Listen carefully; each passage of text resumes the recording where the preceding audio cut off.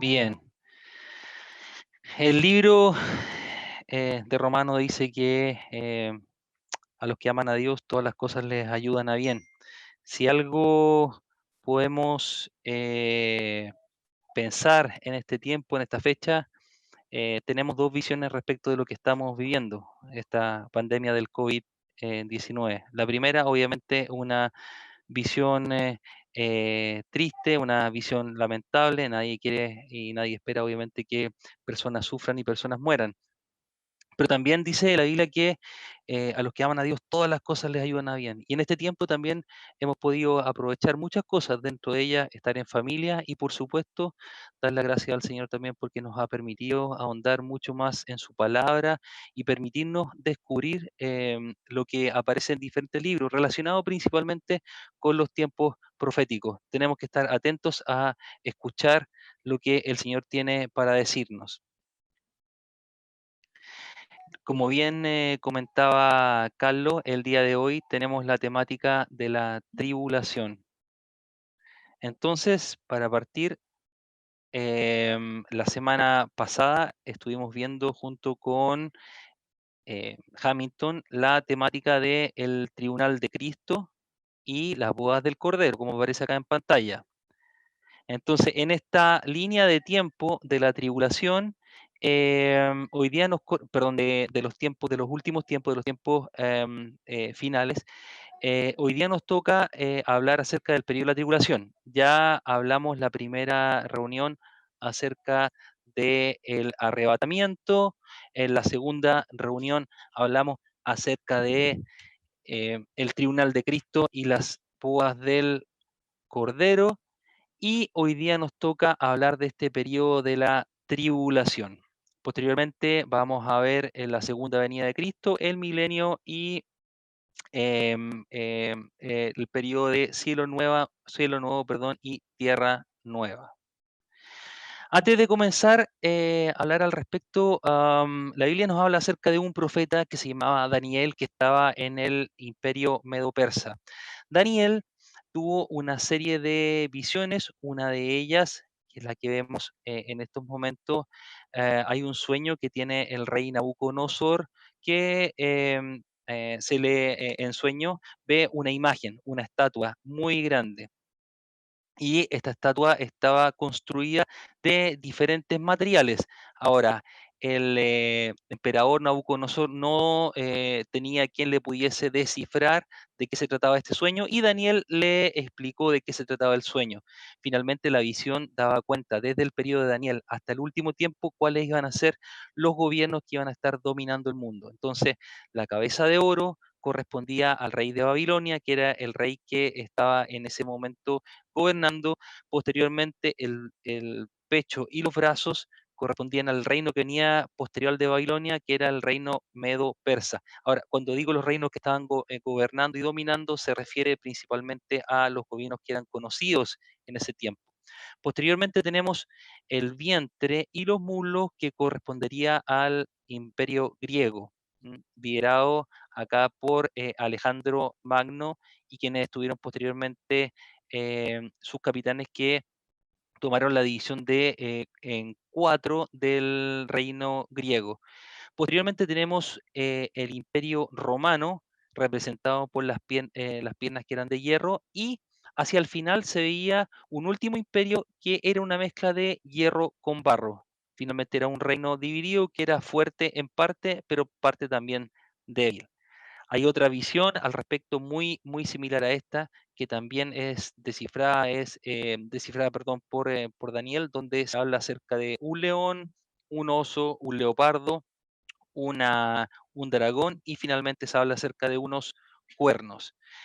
Estas, estos sueños que descifra y que relata Daniel se complementan con uno muy importante que es el cual vamos a estar hablando el día de hoy, que básicamente que da pie a la tribulación, que es la profecía de la semana 70. Para ello vamos a ir al libro de Daniel en el capítulo 9. ¿Y qué dice? Al principio de tus ruegos fue dada la orden y yo he venido para enseñártela, porque tú eres muy amado. Este es Gabriel hablándole a Daniel. Entiende pues la orden y entiende la visión. 70 semanas están determinadas sobre tu pueblo y sobre tu santa ciudad para terminar la prevaricación y poner fin al pecado y expiar la iniquidad, para traer la justicia perdurable y sellar la visión y la profecía y ungir al santo de los santos.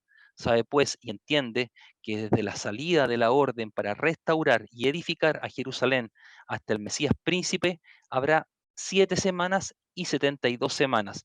Se volverá a edificar la plaza y el muro en tiempos angustiosos y después de las 72 semanas se quitará la vida al Mesías, más 62 semanas, perdón, se quitará la vida al Mesías, mas no por sí. Y el pueblo de un príncipe que ha de venir destruirá la ciudad y el santuario, y su fin será con inundación, y hasta el fin de la guerra durarán las devastaciones.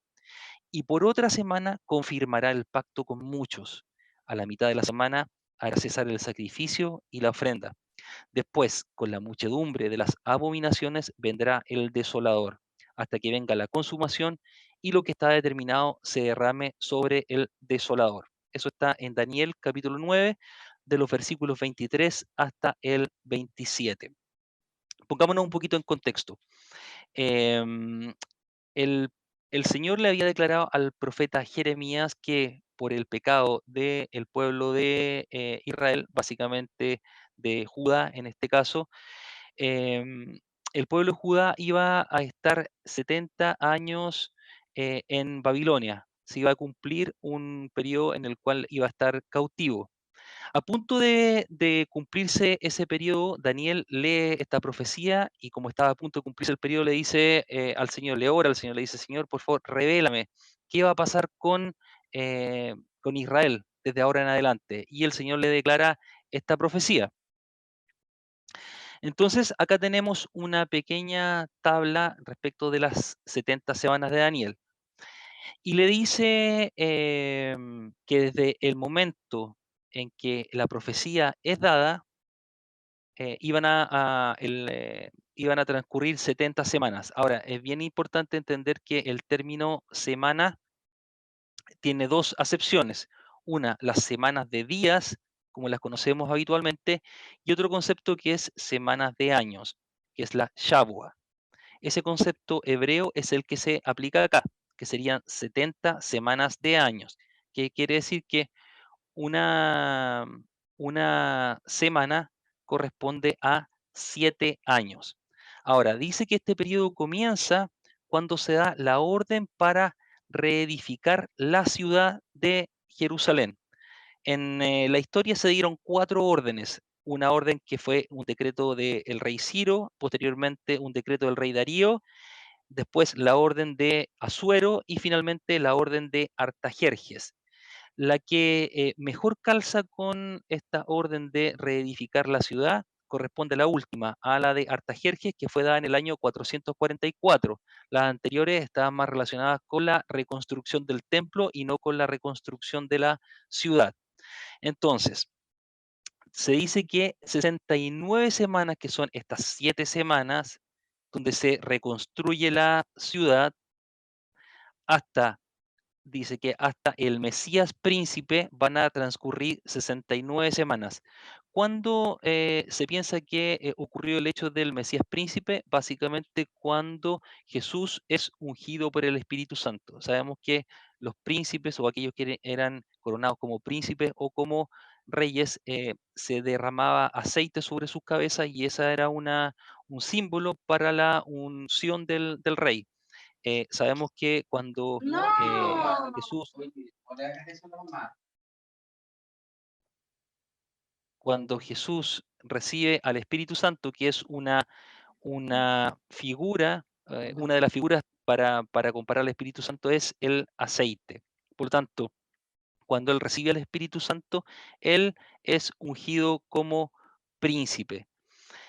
Posteriormente hay un periodo, un intervalo de tiempo que es el periodo de la iglesia. ¿Y por qué es importante esto? Porque fíjense que si leemos correctamente, dice Daniel que 70 semanas han sido declaradas para ti y para tu pueblo, para la santa ciudad que es de Jerusalén. Entre eh, la muerte del príncipe, en este caso de Jesús, y el comienzo de la semana 70, hay un periodo que es el intervalo de la iglesia, que es el periodo conocido también como de la dispensación.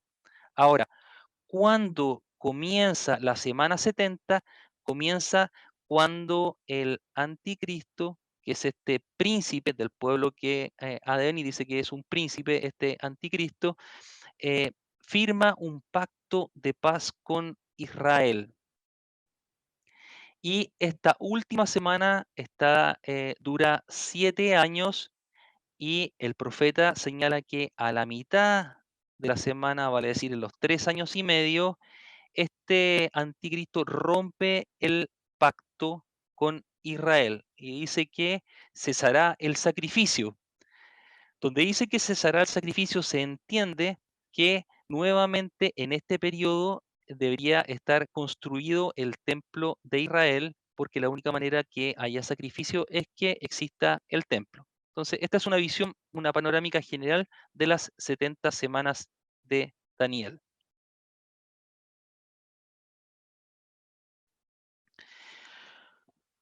¿Cuáles son los términos que se utilizan para este periodo, para tribulación? Tenemos varios términos. En primer lugar, se le conoce también como el día del Señor.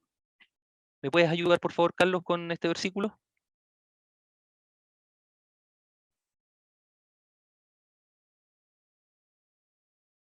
Perdón. Isaías, Isaías aló, 34 del 1 al 8. 34 del 1 al 8 dice, acercaos naciones, juntaos para oír, y vosotros, pueblos, escuchad.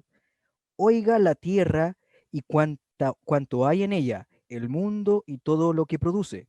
Porque Jehová está airado contra las naciones e indignado contra todo el ejército de ellas. Las destruirá y las entregará al matadero. Y los muertos de ellas serán arrojados, y de sus cadáveres se levantará hedor, y los montes se disolverán por la sangre de ellos. Y todo el ejército de los cielos se disolverá, y se enrollarán los cielos como un libro, y caerá todo su ejército, como se cae la hoja de la parra, y como se cae la de la higuera, porque en los cielos se embriagará mi espada. He aquí que descenderá sobre Edom en juicio, y sobre el pueblo de mi anatema. Llena estás, llena está de sangre la espada de Jehová, engrasada está de grosura, de sangre de corderos y de machos cabríos, de grosura de riñones de carneros, porque Jehová tiene sacrificios en Bosra, y grande matanza en tierra de Edom. Y con ellos caerán búfalos y toros con becerros, y su tierra se embriagará de sangre, y su polvo se engrasará de grosura, porque es día de venganza de Jehová, año de retribuciones en el pleito de Sión. En general, la Biblia se refiere como el día del Señor en momentos que hay intervenciones que son grandes de Dios.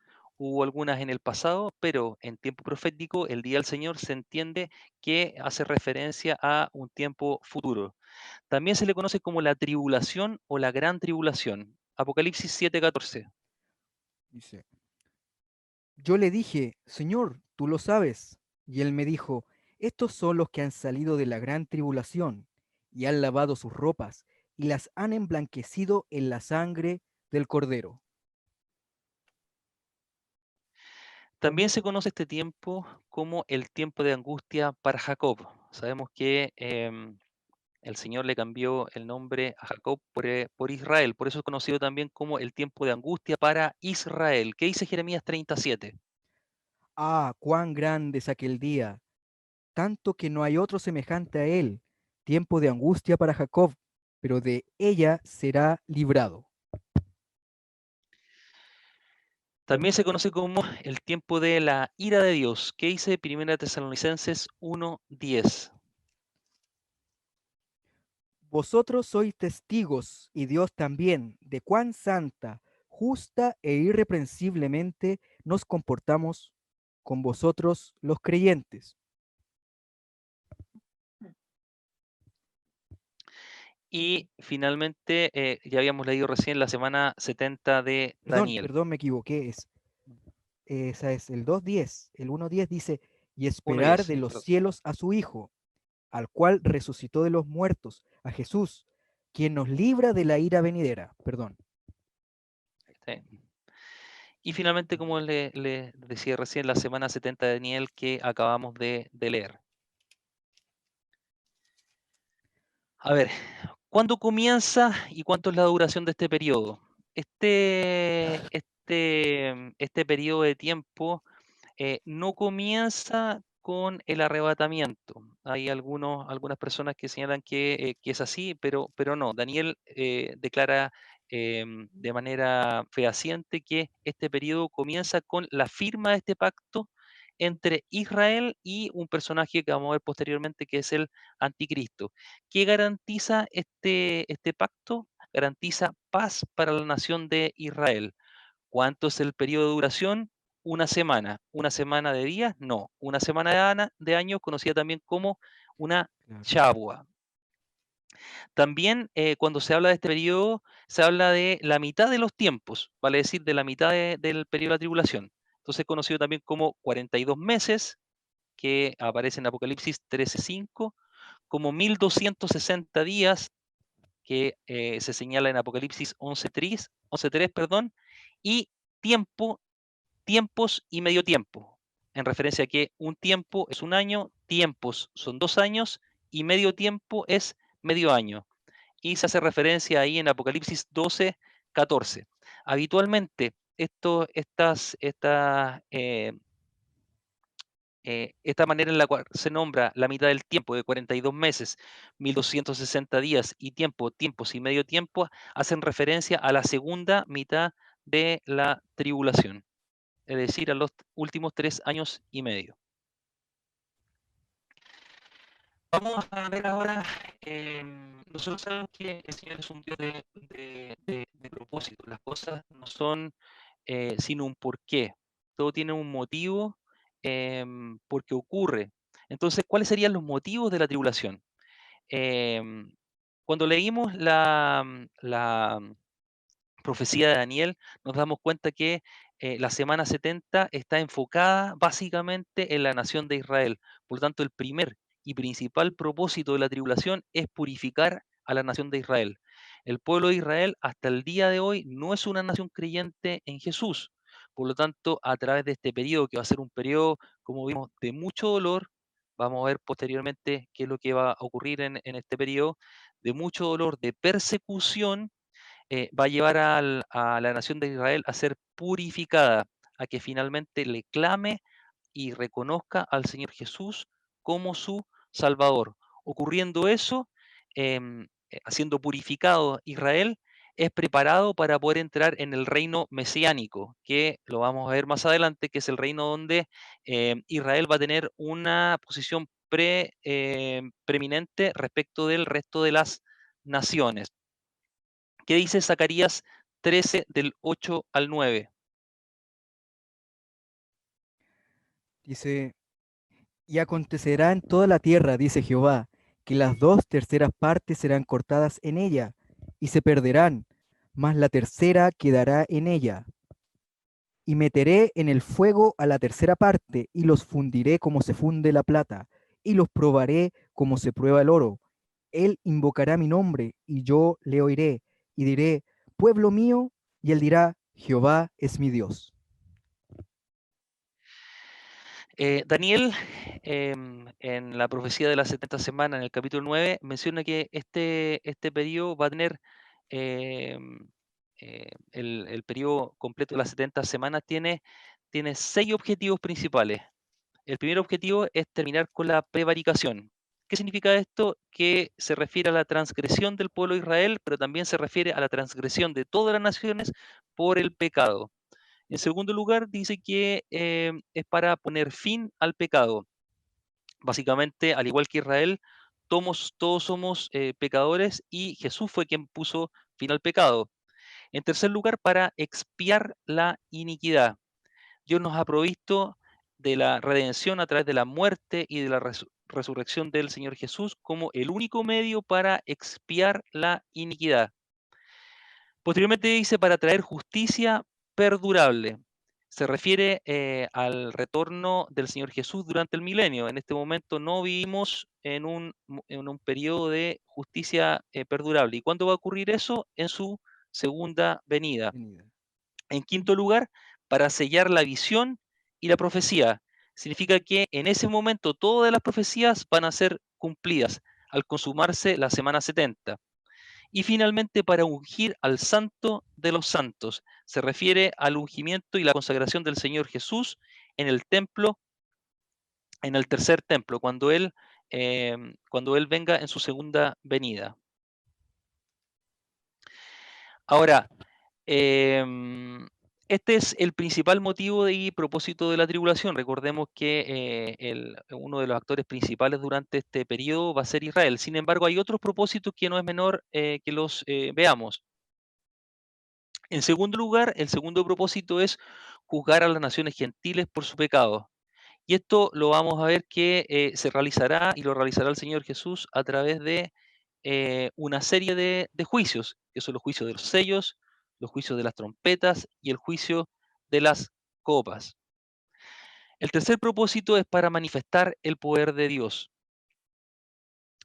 Durante este periodo vamos a ver que el anticristo va a querer demostrar su poder delante de las naciones, pero finalmente a través de esta serie de juicios, el Señor muestra que es realmente Él quien es el que está detrás de estos juicios. Y a través de esto doblegará al anticristo y a Satanás. El cuarto propósito es exponer el verdadero carácter de Satanás y del anticristo. Hasta la primera mitad de la tribulación, muchos van a ser engañados por el carácter que va a presentar el anticristo. Se va a presentar como una persona benevolente, una persona preocupada de la humanidad y por sobre todo una persona que está en favor y en resguardo de Israel. Y vamos a ver que en la mitad del periodo de la tribulación, cuando se cumplen los primeros 3 años y medios, se va a sacar la careta el anticristo y se va a ver realmente quién es. Y finalmente, y no menor, es para salvar a un grupo de creyentes. Hay un versículo en la Biblia que dice que el Señor es grande en misericordia. Dice que es tardo para la ira y grande en misericordia. Aun cuando su iglesia haya partido de la tierra, va a haber un periodo de 7 años en el cual el Señor va a dar la oportunidad y la chance que muchas personas se puedan convertir. ¿Y cómo va a ser esto? Va a ser a través de dos motivos. Uno, viendo el carácter verdadero que va a presentar el anticristo y en segundo lugar, a través de los juicios que van a caer sobre la tierra. Aún en ese periodo, el Señor va a dar la oportunidad que muchos puedan arrepentirse y volver su corazón hacia Él. Vamos a ver cuáles van a ser algunas de las personas o personalidades que van a ser importantes durante este periodo. En primer lugar, el anticristo. Fíjese que la única parte donde se conoce como anticristo es en Primera de Juan 2:18. Carlos, ¿me puedes ayudar con ese versículo, por favor?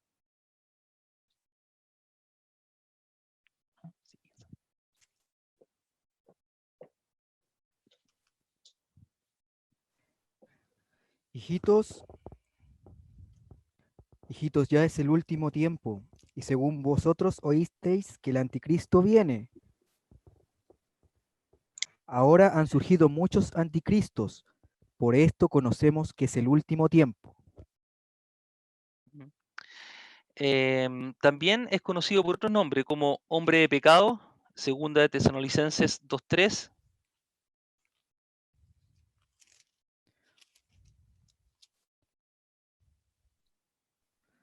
Nadie os engañe ni en ninguna manera, porque no vendrá sin que antes venga la apostasía y se manifieste el hombre de pecado, el hijo de perdición. También en los capítulos 13 y 14 de Apocalipsis se le conoce como la bestia y en Daniel 7:8 como el cuerno pequeño. ¿Me ayudas con Daniel 7:8, por favor, Carlos? Sí, por supuesto. Daniel 7:8. Mientras yo contemplaba los cuernos, He aquí que otro cuerno pequeño salía entre ellos, y delante de él fueron arrancados 3 cuernos de los primeros. Y he aquí que este cuerno tenía ojos como de hombre, y una boca que hablaba grandes cosas. ¿Cuáles van a ser algunas características que va a tener el anticristo? Va a ser un hombre lleno de habilidades y adiestrado obviamente por Satanás. Satanás va a ser la figura que va a estar detrás del anticristo. Será una persona con mucho conocimiento y destreza en política, en economía, será inteligente, em, militarmente poderoso y gran habilidad de oratoria. Tenemos que comprender que va a ser una persona llamada a resolver problemas que van a ser muy grandes en un periodo de conflicto, no solamente de guerras, sino que también para traer la paz. Por ejemplo, en Israel, puede garantizar que Israel pueda construir su tercer templo, poder entregar soluciones frente a una cantidad de juicios que van a estar ocurriendo. Vamos a ver que vamos a tener muerte de cierta cantidad de personas, las aguas de ríos en primer lugar se van a convertir en sangre, entonces va a ser una persona que va a tener que tener todas estas habilidades para poder concentrar la atención de toda la población mundial y finalmente que estén todos detrás de su gobierno. En esta tabla quiero mostrar un poco cómo serían las fases y las apariciones del anticristo. En primer lugar, en la fase uno él va a ser como un cuerno pequeño. En la literatura bíblica y profética se refieren a los cuernos como los reyes, es decir, cada vez que se habla proféticamente de un cuerno, se hace referencia a un rey. Y este va a ser un rey de una nación occidental, que va a ser una nación pequeña. Y se dice que este rey o este líder de una nación pequeña se va a alzar sobre otros cuernos y los va a vencer. Eso va a permitir que poco a poco él vaya tomando preponderancia y en una fase 2, ya en el comienzo de la tribulación, él pase a ser el gobernante del Imperio Romano restaurado, es decir, de las naciones occidentales. Se piensa que va a provenir de un país de lo que sería si colocamos un mapa como de la Unión Europea. Casi al terminar la mitad de la tribulación, la Biblia dice que él va a sufrir una herida de muerte, una herida de espada como de muerte y va a ocurrir algo en este punto.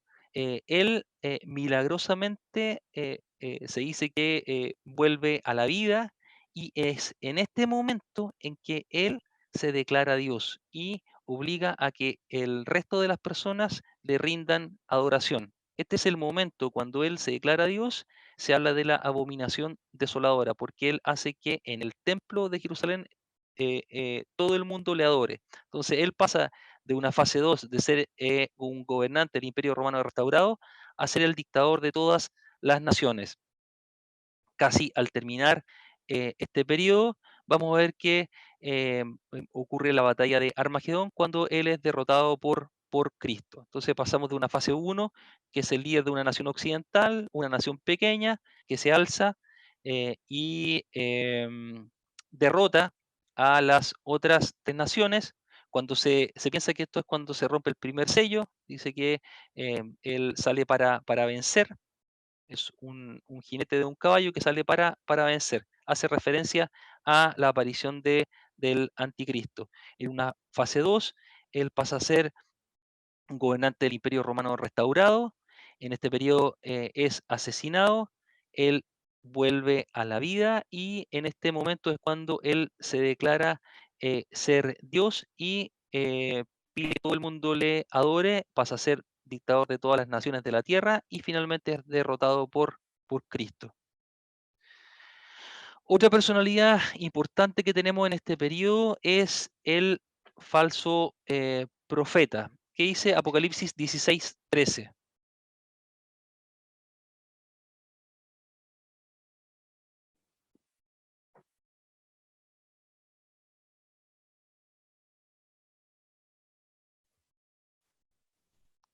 Carlos, Y vi salir de la boca del dragón y de la boca de la bestia y de la boca del falso profeta 3 espíritus inmundos a manera de ranas.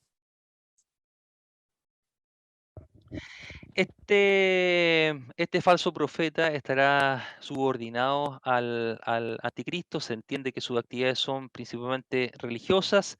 Va a tener habilidad para ejecutar milagros que serán importantes para engañar al mundo incrédulo para que adore al anticristo. Serán milagros como por ejemplo caída de fuego del cielo, que lo harán confirmarse como el Elías que aparece en Malaquías 4. Entonces, estos milagros van a engañar a las personas y este falso profeta llevará al mundo a adorar al anticristo y matará a todos aquellos que no lo hagan. Tenemos otro grupo de personas que son conocidos como los 144.000. ¿Quiénes son ellos? ¿Qué dice Apocalipsis 7 del 1 al 8? Dice, después de esto vi a 4 ángeles en pie sobre los 4 ángulos de la tierra, que detenían los 4 vientos de la tierra, para que no soplase viento alguno sobre la tierra, ni sobre el mar, ni sobre ningún árbol. Vi también a otro ángel que subía de donde sale el sol, y tenía el sello del Dios vivo, y clamó a gran voz a los 4 ángeles, a quienes se les había dado el poder de hacer daño a la tierra y al mar, diciendo, no hagáis daño a la tierra, ni al mar, ni a los árboles, hasta que hayamos sellado en sus frentes a los siervos de nuestro Dios. Y oí el número de los sellados, 144.000 sellados de todas las tribus de los hijos de Israel. De la tribu de Judá, 12.000 sellados. De la tribu de Rubén, 12.000 sellados. De la tribu de Gad, 12.000 sellados. De la tribu de Aser, 12.000 sellados. De la tribu de Neftalí, 12.000 sellados. De la tribu de Manasés, 12.000 sellados. De la tribu de Simeón, 12.000 sellados. De la tribu de Leví, 12.000 sellados. De la tribu de Isaacar, 12.000 sellados. De la tribu de Zabulón, 12.000 sellados. De la tribu de José, 12.000 sellados. De la tribu de Benjamín, 12.000 sellados. De lo que hemos aprendido en nuestros estudios bíblicos, que siempre uno debe entender un texto dentro de su contexto, se subentiende claramente que cuando se habla de los 144.000, lo primero que podemos decir es que son judíos y son provenientes de las 12 tribus de Israel. Eso es muy importante en primer lugar, para aclarar y para em, disolver cualquier duda que pueda aparecer. Em, si bien vamos a tener una actividad bastante grande y bastante fuerte del anticristo durante este periodo, como también de Satanás, el Señor también levanta un grupo de personas que serían estos 144.000 que van a estar ejerciendo principalmente un ministerio de evangelización. ¿Ya? Y a través de ellos, una gran multitud de personas de todas las naciones escuchará su mensaje. Se dice que son sellados y son siervos de Dios. Al parecer, cuando se menciona este término que son sellados, quiere decir que son salvados durante este periodo, es decir, que es un sello de seguridad. Ellos se mantendrán a salvo de la ira que viene sobre la tierra. Hay otras dos personas que aparecen también en este periodo que son los dos testigos. ¿Quiénes son ellos? Algunos han querido asociarlos con Elías y con Moisés o con Enoc. Sin embargo, en lo que podemos leer de la Biblia no hay ninguna claridad al respecto. No podemos decir efectivamente que son Elías, Moisés o Enoc. ¿Qué cosas sabemos? Sabemos que van a ser dos judíos y que se les dará destreza para ejecutar poderosos milagros lo cual confirmará al pueblo de Israel que su ministerio proviene de Dios y no es un ministerio que provenga del hombre. ¿Dónde se va a centrar principalmente su ministerio? En Jerusalén. Tenemos a estos 144.000 anteriores que hablamos que van a trabajar en un ministerio de evangelización a través de todo el mundo. Sin embargo, su trabajo principal, el trabajo principal de estos dos testigos va a ser en Jerusalén, ya que la Biblia dice que están vestidos de silicio. Su énfasis va a ser similar al de Juan el Bautista, es decir, ellos van a preparar el camino a la venida del Señor y su ministerio va a ser principalmente el ministerio y el llamado al arrepentimiento a la nación de Israel. Su ministerio se dice que va a durar 1260 días.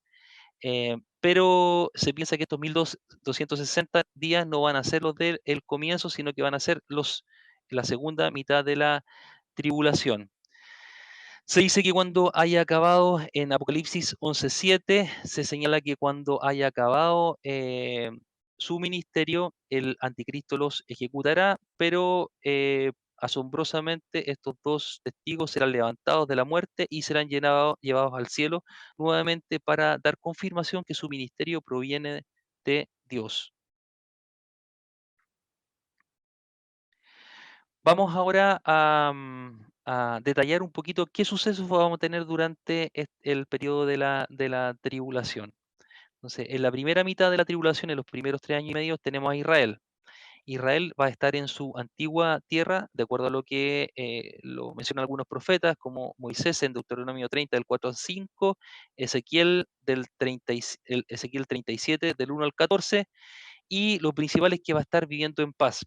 ¿Qué le va a garantizar vivir en paz? Este pacto que va a hacer con el anticristo. Muchos piensan que el anticristo va a tener tal poder que va a poder permitir que el pueblo de Israel pueda reconstruir el tercer templo. Y eso tiene que hacerse de una manera bastante hábil. Sin embargo, Israel se piensa, algunos estudiosos de la Biblia, se piensa que una de las formas que Israel pueda estar en paz y firme el pacto con el anticristo va a ser que Israel tenga que entregar sus armas de la única manera para que este pacto se pueda ejecutar. Lo que sabemos es que durante este periodo, esta primera mitad, ellos van a estar viviendo en paz y van a volver a su antiguo sistema de sacrificios que estaba dictado en el libro de Levíticos. ¿Qué juicios se van a ejecutar durante la primera mitad? Lo más probable es que los juicios que se ejecuten sean solo los juicios de los sellos. Ahora, ¿por qué serían los juicios de sello? La Biblia habla de que los juicios van a ser principio de dolores. Todo esto que ocurra va a ser principio de dolores de parto. Y la figura es muy clara al explicarlo. El principio de dolores de parto, cuando van a comenzar, son dolores primero no muy fuertes, hasta dolores que son muy, muy, muy fuertes. Aquellas que han sido madres lo pueden decir y asegurar de esa manera, que es cuando efectivamente se da luz. Los dolores de parto, en principio, son con una frecuencia bastante espaciada, y luego la frecuencia se va achicando. Cada vez son más frecuentes los dolores.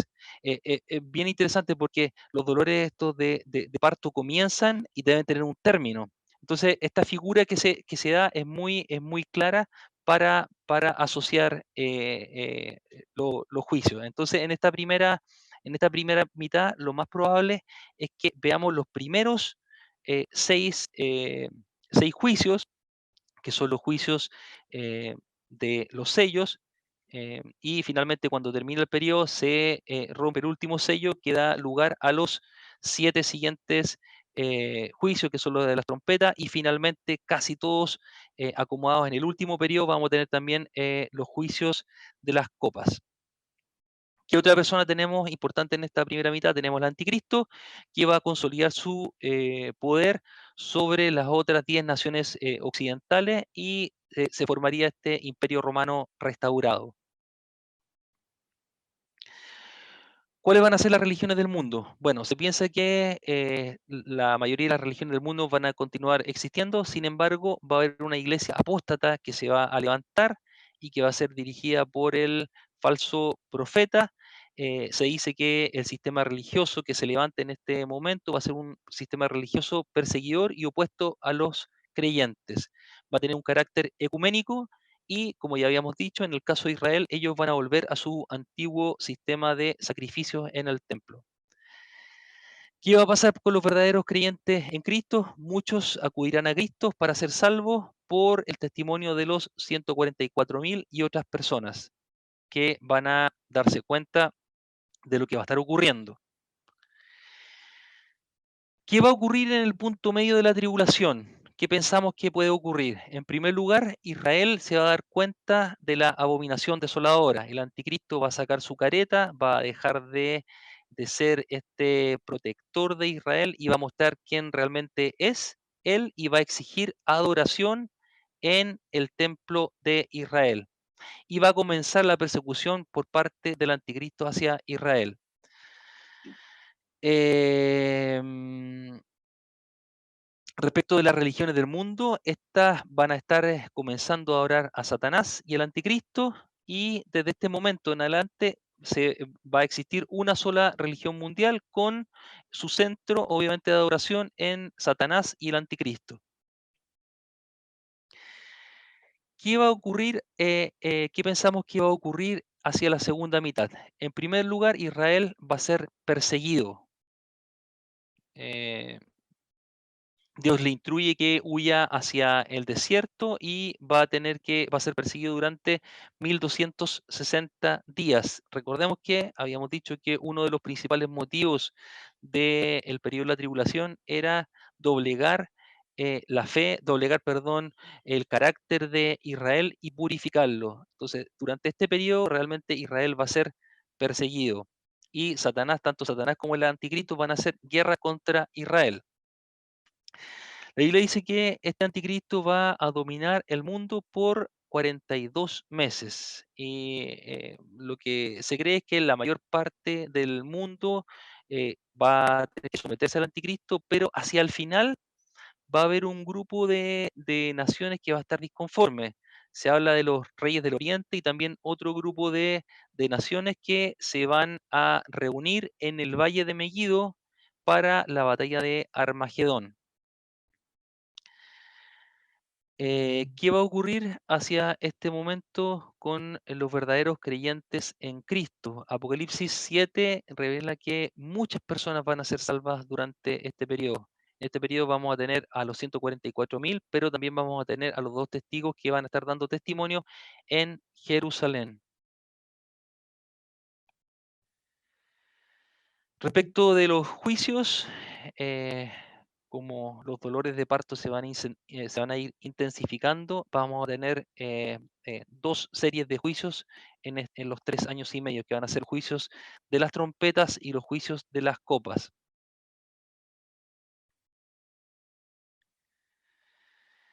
Em, Aquí quiero hacer un poquito un resumen de lo que va a ocurrir entonces en el periodo de la tribulación. Tenemos, antes que comience la tribulación, tenemos el arrebatamiento. Hay un periodo de tiempo entre el arrebatamiento y el comienzo de la tribulación que no sabemos cuánto va a durar. En este momento, cuando comienza la tribulación, tenemos al anticristo que firma el pacto de paz y seguridad con Israel y se da inicio a la tribulación. Al mismo tiempo tenemos que se da comienzo a el juicio de los sellos. Tenemos a los más probables que ocurre que los 7 primeros sellos o los 7 primeros juicios ocurran durante la primera mitad, durante los primeros 3 años y medio de la tribulación. Tenemos la figura del anticristo que va a estar al frente de las naciones occidentales. Israel se va a encontrar en paz y seguridad, dado por este pacto que él firma Israel con el anticristo. Y tenemos a la iglesia apóstata, que es una iglesia de carácter ecuménico y perseguidora de la verdadera iglesia cristiana, Y tenemos por otro lado a Israel que vuelve al sistema levítico judío de sacrificios en el templo. A la mitad de este periodo tenemos entonces la abominación desoladora, que es cuando el anticristo exige que se le rinda adoración en el templo de Jerusalén. Tenemos el rompimiento del último sello, el último de los sellos que da inicio al juicio de las trompetas. Y en esta segunda mitad tenemos ya mucho más concentrados los juicios. Tenemos los juicios de las trompetas y los juicios de las copas. La nación de Israel ya no va a estar protegida, el anticristo va a perseguir a Israel. Satanás va a instaurar una sola religión, que es la religión de la adoración a Satanás y al anticristo, y este periodo termina acá en Armagedón, cuando eh, el anticristo se aposte todo su ejército en este lugar para hacerle frente a una serie de naciones que van a estar en contra del anticristo. Sin embargo, cuando se ve la señal en el cielo, y esto es increíble, mire, yo, si hay algo que me llama la atención, que muchas personas pueden estar en desacuerdo, pero fíjense que se ponen de acuerdo para hacerle frente al anticristo. La Biblia dice en Apocalipsis que acá perdón, voy a buscar el versículo para que lo leamos, por favor. Si tienen ahí sus Biblias en sus casas, por favor, vamos a ir a Apocalipsis 19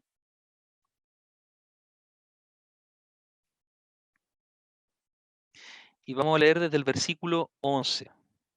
Dice, entonces vi el cielo abierto y he aquí un caballo blanco y el que lo montaba se llamaba Fiel y Verdadero y con justicia juzga y pelea. Hace referencia acá al Señor Jesús en su segunda venida. Sus ojos eran como llama de fuego y había en su cabeza muchas diademas y tenía un nombre escrito que ninguno conocía sino él mismo. Estaba vestido de ropa teñida en sangre y su nombre es el Verbo de Dios. Y los ejércitos celestiales, vestidos de lino finísimo, blanco y limpio, le seguían en caballos blancos. De su boca sale una espada aguda para herir con ella a las naciones y él la regirá con vara de hierro. Y él pisa el lagar del vino, del furor y de la ira del Dios Todopoderoso. Y en su vestidura y en su muslo tiene escrito este nombre, Rey de Reyes y Señor de Señores. Y vio un ángel que estaba en pie en el sol y clamó a gran voz, diciendo a todas las aves que vuelan en medio del cielo, venid y congregaos a la gran cena de Dios para que comáis carne de reyes y de capitanes, y carnes de fuertes, carnes de caballos y de sus jinetes, carnes de todos, libres y esclavos, pequeños y grandes. Y vi a la bestia, es el anticristo, a los reyes de la tierra y a sus ejércitos. Recordemos que en este lugar, que era en el valle de Megiddo, que se va a desarrollar la batalla de Armagedón, estaba en primer lugar el anticristo, ya para eh, pelear, para hacer guerra contra las naciones que se había levantado en su contra, valga la redundancia. Sin embargo, ¿qué es lo que dice acá? Dice, y vi a la bestia y a los reyes de la tierra y a sus ejércitos reunidos para guerrear contra el que montaba el caballo y contra su ejército.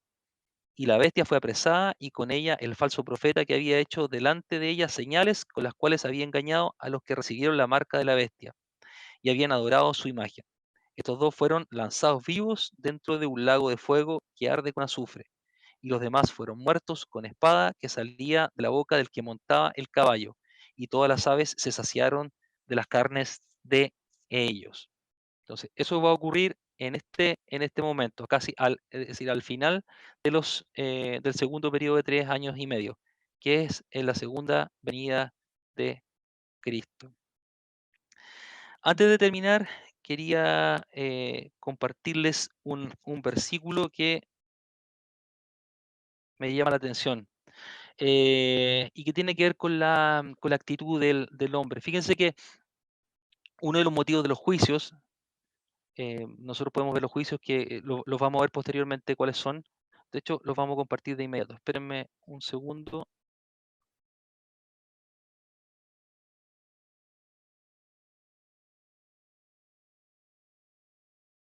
Por favor, me pueden decir si es que ven esta página del manual que ustedes tienen en sus casas. Me avisan, por favor, si la ven.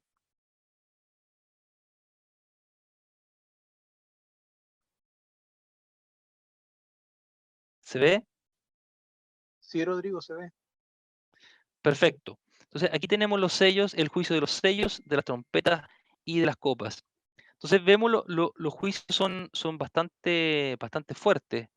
Em, Vemos, por ejemplo, eh, miren, partiendo de acá, dice, fuego del cielo es arrojado sobre la tierra, además se hace sentir un gran terremoto, granizo y fuego son arrojados, algo parecido a un monte es arrojado al mar, muerte de muchas personas debido a aguas amargas, se oscurece la tercera parte del sol, la luna y las estrellas, langostas del abismo torturan a los impíos, un tercio de la humanidad muere a causa de una caballería infernal.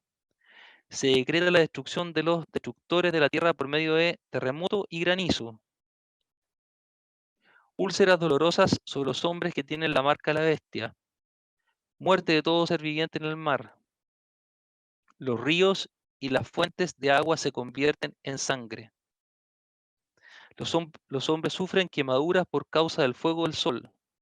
El reino de la bestia se cubre de tinieblas. El río Éufrates se seca, preparado para el camino de los reyes del oriente. Entonces, si vemos cada uno de estos juicios, efectivamente, la Tierra ha pasado por momentos que son de pestes, hemos tenido terremotos, huracanes, pero nunca, nunca, absolutamente nunca se ha vivido un periodo como el que detalla Apocalipsis, con cada uno de estos juicios. Eh, si uno revisa esto, efectivamente, para mantener a la gente tranquila, el anticristo debe ser una persona, o va a ser una persona que tiene un carácter bastante fuerte y una capacidad de convencimiento para tranquilizar a la gente y darle explicaciones de lo que está sucediendo. Pero lo que más me llama la atención es que así todo con cada uno de estos juicios, porque al principio uno puede dar tal vez ciertas explicaciones, un pequeño terremoto, granizo que venga del cielo, que puedan ser algunos asteroides o meteoritos, pero, pero, es muy difícil mantener un discurso cuando una y otra vez viene un juicio tras otro, y cada vez son juicios que son mucho más fuertes. Entonces, cualquier persona en su sano juicio puede decir, esto no es normal, esto no es natural. Y evidentemente es un llamado a la gente de arrepentimiento. Esto debe venir de Dios. Por eso que uno de los propósitos de los juicios en este periodo, junto con, efectivamente, y valga la redundancia, juzgar a la gente, pero también es un llamado de atención a la gente que decir, por favor, esto no es normal, ¿ya? Esto viene de Dios. Es necesario que se arrepientan. Pero hay un versículo que les voy a pedir que vayamos por favor a Apocalipsis 16. Hay un par de versículos para detallar principalmente cuál es el problema del hombre. Y el problema del hombre no está en esto, sino que está en su corazón. Fíjense que hay dos versículos que Apocalipsis en el capítulo 16 detalla cuál es el verdadero carácter del hombre que finalmente opone o da vuelta la cara al Señor. En el capítulo 16, el versículo 9 dice, y los hombres se quemaron con el gran calor. Imagínense, habla de un calor. Nosotros pensamos que temperatura de 35, 36 grados en verano ya nos tienen sofocados, pero dice que los hombres se quemaron, es decir, murieron por el gran calor que había. Pero en vez de decir, Señor, o sea, si esto viene de ti, perdónanos. Si realmente esto viene de ti, te pedimos perdón, porque esto no puede ser natural. Pero en vez de eso, ¿qué, qué fue lo que hicieron los hombres? Dice, y blasfemaron el nombre de Dios. O sea, muchas personas, en vez de decir, Señor, esto proviene de ti, voy a ver mi vida y me voy a reconciliar contigo. Sin embargo, no hacen eso, sino que blasfeman en contra de Dios. Dice que tiene poder sobre estas plagas. O sea, ellos ya sabían que estas plagas no eran normales, sino que estas plagas provenían de Dios. Pero así y todo, dice que no se arrepintieron para darle la gloria. Fíjense que esto refleja principalmente cuál es el problema fundamental. El problema fundamental está en el corazón del hombre, que no quiere arrepentirse y no quiere darle la gloria a Dios. Y vamos al versículo 11.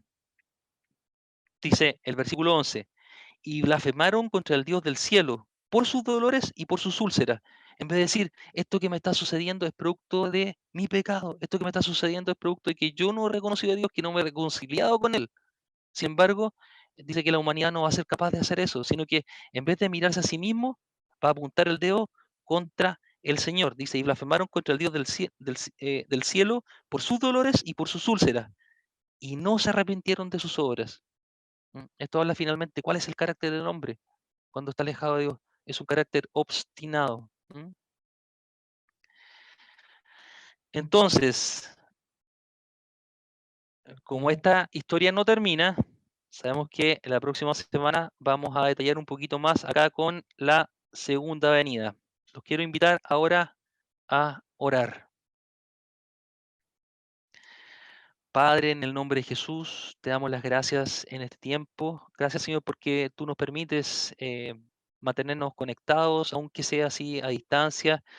Pero, Señor, si tú dices donde hay dos o más reunidos en tu nombre, tú estás en medio de ellos, Señor. Y esto no se trata de un ejercicio mental, sino que se trata de la convicción y plena convicción que tenemos que tú estás en medio de nosotros, Señor. No estamos convencidos por la fuerza de nuestra fe, sino que no estamos convencidos por la fuerza de la promesa que tú hiciste en tu palabra. Señor, tú no niegas tu palabra.